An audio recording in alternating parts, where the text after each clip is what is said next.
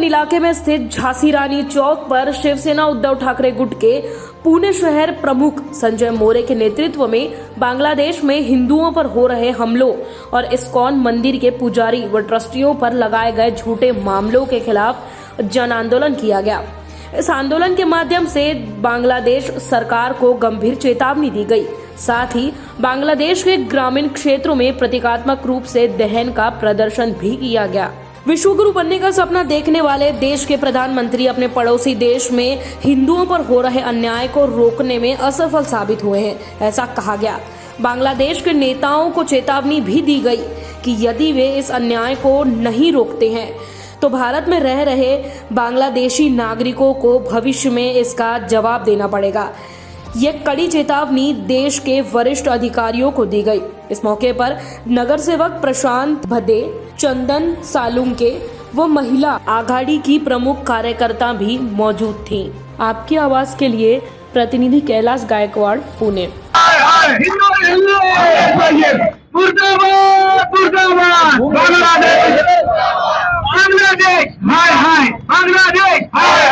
मानवतेचा संदेश देताना हिंदू धर्माचा शांततेच्या मार्गाने प्रचार आणि प्रसार करणारे इस्कॉनचे अनुयायी, जे भगवान श्रीकृष्णाला मानणारे त्यांचे अनुयायी आहेत, ते नुसत्या भारतामध्ये महाराष्ट्रामध्ये नाही तर संपूर्ण जगभरामध्ये इस्कॉनच्या मंदिराच्या माध्यमातून आपल्या धर्माचा प्रसार आणि प्रचार करताना कुठल्याही धर्माची अवहेलना होणार नाही याची काळजी घेऊन हिंदूंचा धर्म वाढवताना दिसतायत। हे पूर्वीच्या काळामध्ये पाकिस्तानला पटत नव्हतं, तिथे हिंदू धर्मियांना हल्ले होत होते। आता नवीनच या ठिकाणी बांगलादेशमध्ये अशा या अनुयायांवर सातत्याने हिंदू धर्मांवर हल्ले, अत्याचार आणि अन्याय होताना दिसतोय। ते हल्ले, अत्याचार आणि अन्याय हिंदू धर्मावर होणारा थांबला जावा, की आपल्या केंद्र सरकारला जाग यावी म्हणून शिवसेनेच्या वतीनं आज झांसी राणी चौकामध्ये धरणे आंदोलनाचा कार्यक्रम घेतला। जर हे हल्ले थांबले नाहीत आगामी काळामध्ये तर पुणे शहरातल्या 8 विधानसभा मतदारसंघामध्ये अशा प्रकारची आंदोलनं केली जातील। शिवसेना प्रमुख बाळासाहेब ठाकरे यांनी पाकिस्तानच्या विरोधामध्ये हाक दिली होती, एक आदेश दिला होता की जर पाकिस्तान हे दहशतवादी हल्ले थांबवत नसेल तर पाकिस्तान बरोबर खेळणारे क्रिकेट थांबवा। आणि ते केंद्र सरकारने आणि भारतीय क्रिकेट नियामक महामंडळाने ही मागणी लावून धरून पाकिस्तान बरोबरचे क्रिकेट संबंध तोडले। पण तेव्हा तोडले ज्यावेळी पाकिस्तान संघ मुंबईत आला आणि वारखेडे स्टेडियमवर पुन्हा एकदा सामना भरवण्याचा प्रयत्न केला गेला, तेव्हा ते स्टेडियम खणलं गेलं, ती खेळपट्टी खणली गेली, तेव्हा ते पाकिस्तान बरोबरचे क्रिकेट खेळ थांबले गेले। याच धर्तीवर शिवसेनेचे नेते, युवा सेना प्रमुख माननीय आदित्यसाहेब ठाकरे यांनी हाक दिली आहे, जोपर्यंत हिंदूंवर होणारे हल्ले बांगलादेश पर्यंत थांबत नाहीत तोपर्यंत बांगलादेश बरोबरचे क्रिकेटचे संबंध तोडून टाका।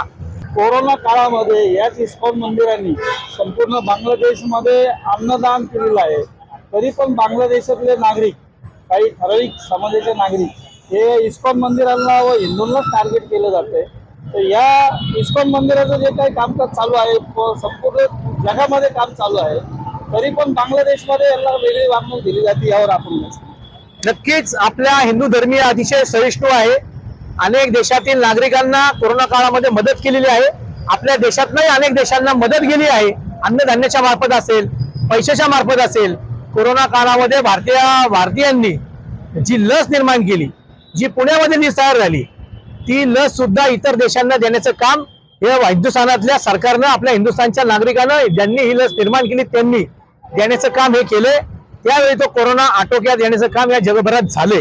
असं असून सुद्धा ज्या बांगलादेशाला आपल्या हिंदुस्थानी जन्माला घातलं, पूर्व आणि पश्चिम पाकिस्तान बघून त्या एका भागातनं बांगलादेशची निर्मिती हिंदुस्थानच्या सरकारनं आणि मिलिटरीने आपलं रक्त सांडून केली। असे हे बांगलादेशी आपल्याच हिंदुस्थानाच्या बंधू आणि भगिनीचं रक्त या बांगलादेशमध्ये सांडतायत।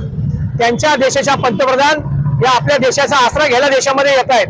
हिंदुस्थानने त्यांना आश्रय दिला, त्या आपल्या देशाच्या लाडक्या बहीण ठरल्या, पण तरी सुद्धा बांगलादेशातले नागरिक आपल्या या इस्कॉनच्या अनुयायांवर, हिंदू धर्मियांवर हल्ले करायचे थांबत नाहीत।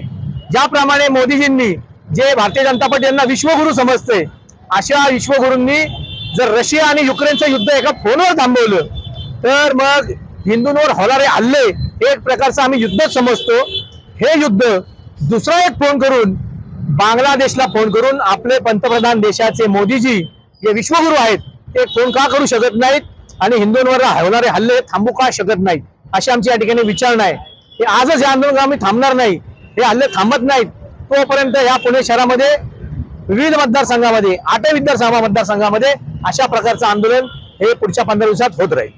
बांगलादेशी बेकायदेशीरपणे जे काय आपल्या महाराष्ट्रात काही आहेत, मुंबईत काही आहेत, देशात काही आहेत, शिवसेना म्हणून उद्धव ठाकरे आणि आदित्य ठाकरे हे इथं जे काही बेकायदेशीरपणे राहते तरी पण आपण त्यांना सांभाळून घेतोय, त्यांना आपण काय इशारा देऊ शकतो? केंद्र सरकारची भूमिका फक्त हिंदुत्व म्हणून निवडणुकीपुरती मर्यादित आहे. बटेंगे तो कटेंगे असं युपीचे मुख्यमंत्री इथं बोलतात, देशाचे पंतप्रधान म्हणतात हम एक येतो सेफ आहे. मग हे बांगलादेशातल्या हिंदुवासियांसाठी लागू नाहीये का? इथे जाऊन ही आरोळी ठोकण्याची धमक तुमच्यात नाहीये का? तरी युपी मध्ये अनेक हिंदूंवर हे अत्याचार होत आहेत. तिथले मुख्यमंत्री काय करतायत? अनेक तरुण आपले बेरोजगार होत आहेत, त्यासाठी त्यांची कामकाज चालत नाही, पण दुसऱ्याच्या राज्यात यायचं आणि या ठिकाणी हिंदू मुस्लिमांमध्ये भांडण लावायचं काम हे करतायत. बांगलादेशातले अनेक तरुण मुली या देशामध्ये शिक्षण घेत आहेत. अनेक बेरोजगार लोक इथं तरुण तरुणी येऊन पुण्यातल्या आणि महाराष्ट्रातल्या आणि देशातल्या अनेक फुटपाथवर अनेक प्रकारच्या वस्तू खाद्यपदार्थ विकण्याचं काम करतात आणि इथं येऊन पोट भरतायत. ते शांततेने काम करतात, आम्ही करून देतोय. त्यांनी जर बांगलादेश प्रमाणे इथं काय कार्यवाही केली, इथं हिंदूंवर अन्याय केला तर त्यांना इथनं आम्ही हुसकून पळवून जाऊ. त्यासाठी शिवसेनेची पद्धत काय असते हे बांगलादेशवासियांना चांगलं माहिती आहे, पाकिस्तानवासियांना चांगलं माहिती आहे. पाकिस्तानपेक्षा आणि बांगलादेशपेक्षा इथं मुस्लिम बांधव मोठ्या प्रमाणात आहेत.